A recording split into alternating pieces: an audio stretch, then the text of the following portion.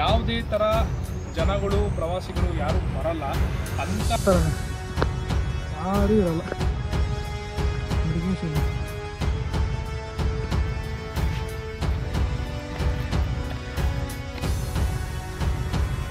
ಸ್ನೇಹಿತರೆ, ಈ ಜಾಗ ಸ್ವಲ್ಪ ಡೇಂಜರ್ ಆಗಿದೆ.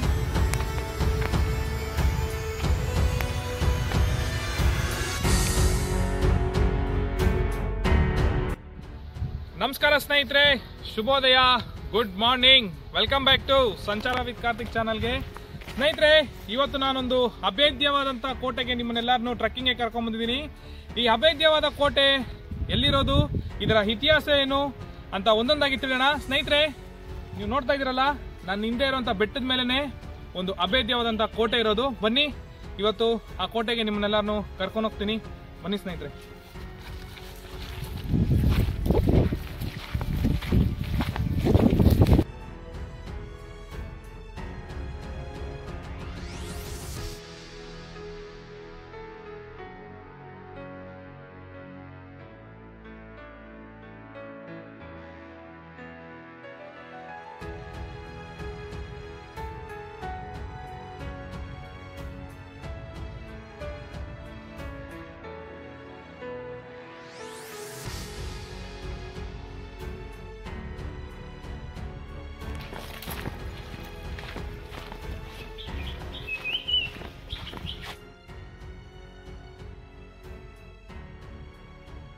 ಸ್ನೇಹಿತರೆ, ಇದು ಕೋಟೆಯ ಮೈನ್ ಎಂಟ್ರೆನ್ಸ್ ಅಂತಾನೆ ಹೇಳ್ಬೋದು. ಯಾಕೆ ಅಂತಂದ್ರೆ ಇಲ್ಲಿ ನೋಡ್ಬೋದು ನೀವು, ಇದು ಮೈನ್ ಎಂಟ್ರೆನ್ಸ್ ತರನೇ ಕಾಣಿಸುತ್ತೆ.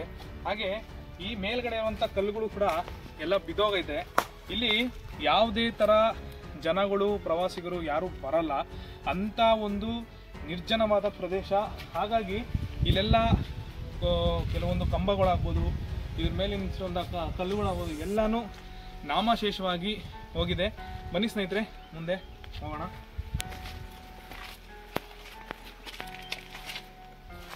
ಸ್ನೇಹಿತರೆ, ಈ ಎರಡು ಬಂಡೆಗಳ ನಡುವೆ ಈ ಕೋಟೆಗೆ ಹೋಗುವಂತ ದಾರಿ ಇದು. ಬನ್ನಿ ಹೋಗೋಣ. ಬಹಳ ರೋಚಕವಾಗಿ, ಬಹಳ ಥ್ರಿಲ್ಲಿಂಗ್ ಆಗಿರುತ್ತೆ ಈ ಒಂದು ಟ್ರೆಕ್ಕಿಂಗು.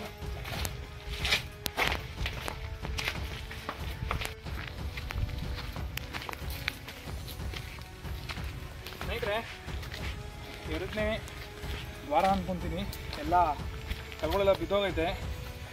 ಬಿಸಿಲಿಗೆ ಮೇಲೆ ಹತ್ತಕ್ಕೂ ಆಗ್ತಾ ಇಲ್ಲ. ಹಾಗೆ ಸಖತ್ತು ಭಯ ಆಗುತ್ತೆ. ಯಾರೂ ಇಲ್ಲ, ನಿರ್ಜನವಾದಂಥ ಪ್ರದೇಶ ಬೇರೆ. ಆದರೆ ಇಲ್ಲಿ ಸ್ಥಳೀಯರನ್ನ ಕೇಳಿದ್ರೆ ಏನೋ ತೊಂದರೆ ಆಯ್ತಾ ಅಂತ. ಏನೂ ತೊಂದರೆ ಇಲ್ಲ ಸರ್, ಆರಾಮಾಗಿ ಹೋಗಿ ಬರ್ಬೋದು ಅಂತ ಹೇಳಿದ್ರು. ಆ ಧೈರ್ಯದ ಮೇಲೆ ನಾನು ನಮ್ಮ ಫ್ರೆಂಡ್ ಹೋಗ್ತಾ ಇದ್ದೀನಿ.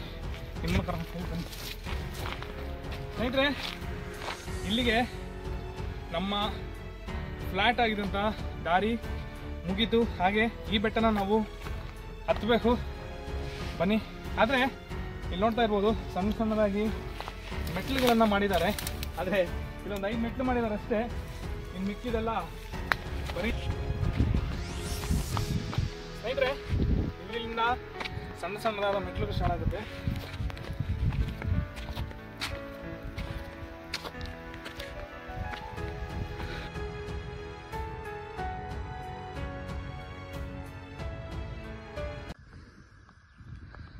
ಸ್ನೇಹಿತರೆ, ಈ ಜಾಗ ಒಂದು ಸ್ವಲ್ಪ ಡೇಂಜರ್ ಆಗಿದೆ. ಹಾಗೆ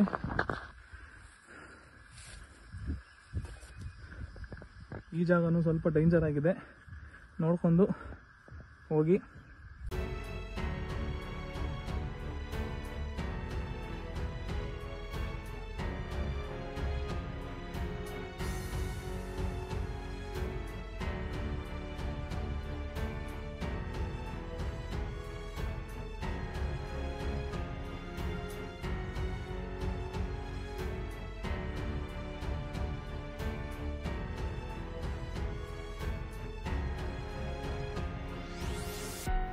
ಸ್ನೇಹಿತರೆ, ಕೋಟೆಯ ಎರಡನೇ ದ್ವಾರ. ಇಲ್ಲಿ ಸೈನಿಕರೆಲ್ಲ ಬೀಡು ಬಿಡ್ತಾ ಇದ್ದಂಥ ಜಾಗ.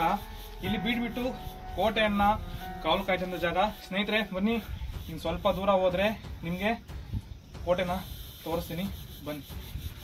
ಇದು ನಮಗೆ ಕೆಳಗಡೆಯಿಂದ ಮೇಲೆವರೆಗೂ ಒಳ್ಳೆ ಕಂಪ್ನಿ ಕೊಟ್ಟೈತೆ. ನಮ್ಮ ಮೂರನೇ ಸ್ನೇಹಿತರು. ಬನ್ನಿ. ಕಡೆಯಿಂದ ಒಳಗೋಗಿ ಸೈನಿಕರು ನೀರನ್ನು ತರ್ತಾ ಇದ್ದಂಥ ಒಂದು ಕಲ್ಯಾಣಿ ಕೂಡ ಆಗಿದೆ ಇದು. ಸ್ನೇಹಿತರೆ, ಈ ಕೋಟೆಯನ್ನು ಯಾರು ನಿರ್ಮಾಣ ಮಾಡಿದ್ರು ಅಂತ ಕೋಟೆ ತೋರಿಸ್ತಾನೆ ನಿಮಗೆ ಹೇಳ್ತೀನಿ. ಬನ್ನಿ.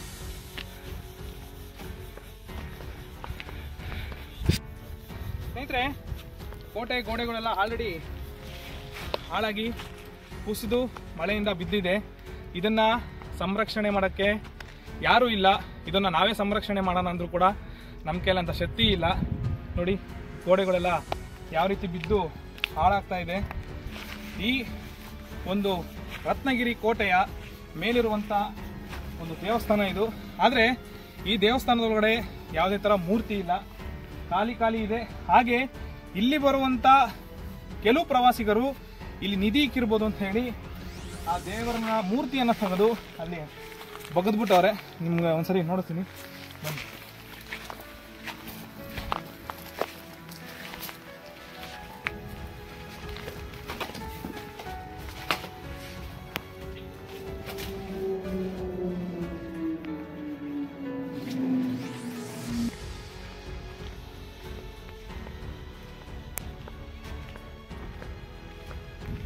ಸ್ನೇಹಿತರೆ, ಎಷ್ಟೋ ವೈಭೋಗವಾಗಿ ಮೆರೆದಂಥ ಈ ರತ್ನಗಿರಿ ಕೋಟೆಯು ಒಂದು ತಮಿಳುನಾಡಿನ ಹೊಸೂರಿನ ಹತ್ತಿರ ಕೇವಲ 20 ಕಿಲೋಮೀಟರ್ ದೂರದಲ್ಲಿದೆ. ಹಾಗೆ ಬೆಂಗಳೂರಿಂದ ಸುಮಾರು 70 ಕಿಲೋಮೀಟರ್ ಆಗುತ್ತೆ ಈ ರತ್ನಗಿರಿಗೆ.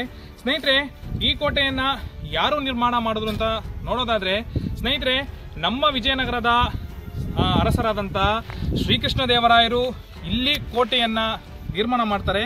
ಹೌದು ಸ್ನೇಹಿತರೆ, ಈ ತಮಿಳುನಾಡಿನಲ್ಲಿ 12 ಮಹಲ್ ಅಂದರೆ 12 ಮಹಲ್ 12 ಕೋಟೆಗಳನ್ನು ನಿರ್ಮಾಣ ಮಾಡಿದ ನಮ್ಮ ಈ ಕೋಟೆನ ನೀವು ಗಮನಿಸ್ಬೋದು.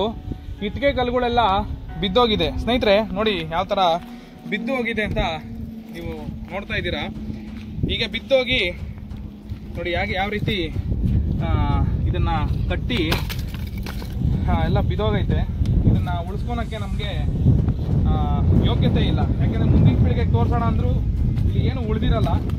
ಮಳೆ ಬಂದು ಎಲ್ಲ ಬಿದ್ದೋಗಿರ್ತದೆ.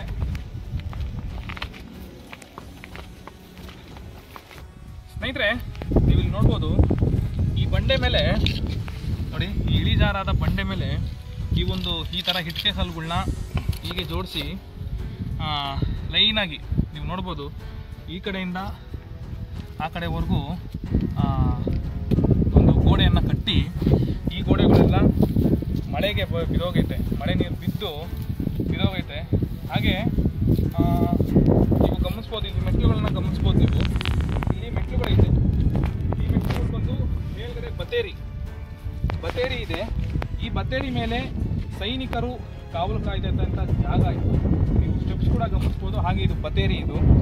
ಇದನ್ನು ನಿರ್ಮಾಣ ಮಾಡಿ ಎಷ್ಟು ವರ್ಷ ಆಯಿತು ಅಂತ ಕೂಡ ಮಾಹಿತಿ ನನಗೆ ಗೊತ್ತಿಲ್ಲ. ಬನ್ನಿ ಸ್ನೇಹಿತರೆ, ಮುಂದೆ ಹೋಗೋಣ. ಸ್ನೇಹಿತರೆ, ವಿಜಯನಗರದ ಅರಸರು ಈ ಒಂದು ರತ್ನಗಿರಿ ಬೆಟ್ಟದ ಮೇಲೆ ಕೋಟೆಯನ್ನು ನಿರ್ಮಾಣ ಮಾಡಿದ್ದಾರೆ. ಈ ಕೋಟೆ ಯಾವ ರೀತಿ ಸಡಿಲಗೊಂಡು ಮಳೆಗೆ ಬಿದ್ದೋಗೈತೆ ನೀವು ನೋಡ್ಬೋದು. ಸ್ನೇಹಿತರೆ, ಇದು ಒಂದು ದರ್ಬಾರ್ ಹಾಲ್ ಅಂತ ಅನ್ಕೊಂತೀನಿ. ಆದರೆ ಇಲ್ಲಿ ಬಿದ್ದೋಗಿರೋಂಥ ಕುರುಗಳನ್ನ ಮಾತ್ರ ನನ್ನ ಕೈಲಿ ತೋರ್ಸೋಕ್ಕಾಗುತ್ತೆ. ಆದರೆ ಹಳೇದಾಗಿ ಹೆಂಗಿತ್ತು ಅಂತ ನನಗೂ ಗೊತ್ತಿಲ್ಲ. ಜಸ್ಟ್ ನಾನು ಹೇಳ್ಬಲ್ಲೆ, ಇದು ಮೋಸ್ಟ್ಲಿ ಈ ಕೋಟೆಯ ಎಂಟ್ರೆನ್ಸ್ ಆಗಿರ್ತದೆ. ನೀವು ನೋಡಿದಂಥದ್ದು ದರ್ಬಾರ್ ಹಾಲ್ ಆಗಿರ್ತದೆ. ಇಲ್ಲಿ ಒಂದು ಕಟ್ಟಡ ಇದೆ.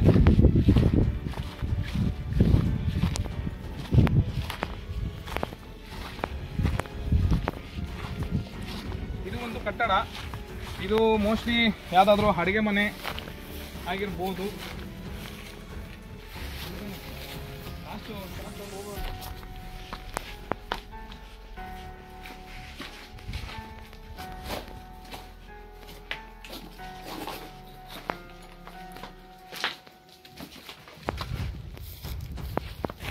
ಅದೇ ನಾವು ಈ ಸುತ್ತು ಕಟ್ಟಡನ ಒಂದು ರೌಂಡ್ ಹಾಕೋಣ.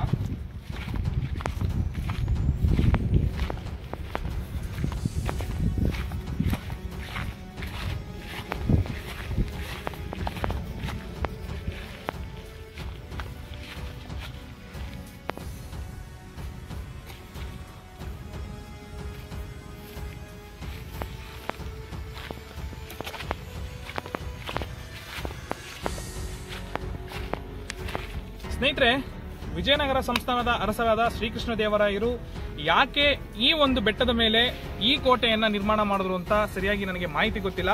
ನಿಮ್ಗೇನಾದ್ರೂ ಗೊತ್ತಿದೆ ದಯವಿಟ್ಟು ಕಮೆಂಟ್ ಮುಖಾಂತರ ತಿಳಿಸಿ ಅಂತ ಹೇಳ್ತೀನಿ.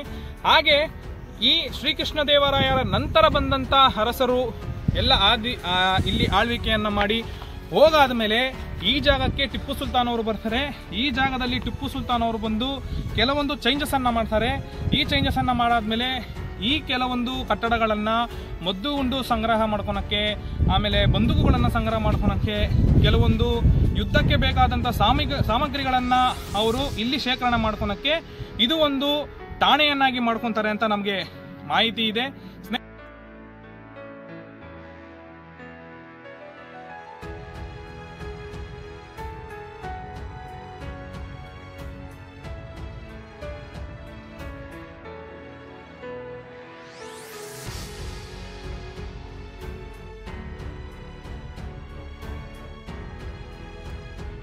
ಸ್ನೇಹಿತರೆ, ಈ ಒಂದು ರತ್ನಗಿರಿ ಬೆಟ್ಟದ ಮೇಲೆ ನಮಗೆ 3 ಕೆತ್ತನೆಗಳು ಕಂಡು ಬಂತು. ಸ್ನೇಹಿತರೆ, ನೀವು ಹಾಗೆ ಮುಂದೆ ಬಂದು ನೋಡೋದಾದ್ರೆ ನಮ್ಮ ಶ್ರೀರಾಮಚಂದ್ರ ಮೂರ್ತಿ ಬಂಟನಾದ ಆಂಜನೇಯನ ಮೂರ್ತಿ ನನ್ನ ಎಡಭಾಗಕ್ಕೆ ಕಾಣಿಸುತ್ತೆ. ಜೈ ಶ್ರೀರಾಮ್. ಹಾಗೆ ನಮ್ಮ ಬಲಭಾಗದಲ್ಲಿ ನೋಡಿದ್ರೆ ಗರುಡದೇವನ ಒಂದು ಕೆತ್ತನೆಯನ್ನ ನೀವು ನೋಡ್ಬೋದು. ಹಾಗೆ ಅದರ ಪಕ್ಕದಲ್ಲಿ ನೀವು ಗಮನಿಸೋದಾದ್ರೆ ಯಾವ ರೀತಿ ಅಂತ ಇದೆ ನೋಡೋದಾದ್ರೆ ಕಾಳಿಂಗ ಮರ್ದನನ ಒಂದು ಕಾಳಿಂಗ ಮರ್ದನ ಮಾಡೋದ್ನಲ್ಲ ಆ ರೀತಿ ನಮ್ಗೆ ಕಾಣಿಸ್ತಾ ಐತೆ ನೋಡಿ. ಇದು ಶಂಖ, ಇದು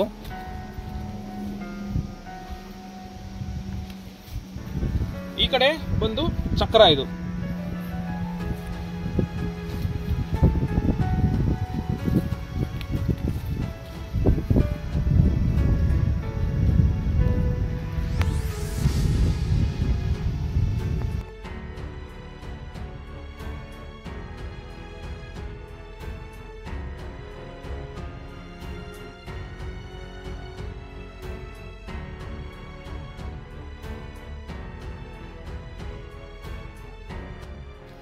ಸ್ನೇಹಿತರೆ, ರತ್ನಗಿರಿ, ತಮಿಳುನಾಡಿನ ರತ್ನಗಿರಿಯ ಇದು ಒಂದು ಸಣ್ಣ ಮಾಹಿತಿ. ಟ್ರೆಕ್ಕಿಂಗ್ಗೆ ಬರೋರಿಗೆ ಇದು ಒಂದು ದಿನದ ಸೂಕ್ತವಾದಂಥ ಟ್ರೆಕ್ಕಿಂಗ್ ಪ್ಲೇಸ್ ಅಂತಾನೆ ಹೇಳ್ಬೋದು. ಸ್ನೇಹಿತರೆ, ಈ ವಿಡಿಯೋ ನಿಮಗೆ ಇಷ್ಟ ಆಗಿದೆ ಅಂತ ಭಾವಿಸ್ತೀನಿ. ಸ್ನೇಹಿತರೆ, ಈ ವಿಡಿಯೋ ಇಷ್ಟ ಆಗಿದ್ರೆ ಲೈಕ್ ಮಾಡಿ, ಶೇರ್ ಮಾಡಿ, ಸಬ್ಸ್ಕ್ರೈಬ್ ಆಗಿ ಅಂತ ಹೇಳ್ತಾ ಮುಂದಿನ ಸಂಚಾರದಲ್ಲಿ ಮತ್ತೊಂದು ಐತಿಹಾಸಿಕವಾದ ಜಾಗಕ್ಕೆ ನಿಮ್ಮನ್ನ ಕರ್ಕೊಂಡು ಹೋಗ್ತೀನಿ ಅಂತ ಹೇಳ್ತಾ ಈ ವಿಡಿಯೋ ಮುಗಿಸ್ತಾ ಇದ್ದೀನಿ. ಅಲ್ಲಿವರೆಗೂ take care, bye, have a nice day.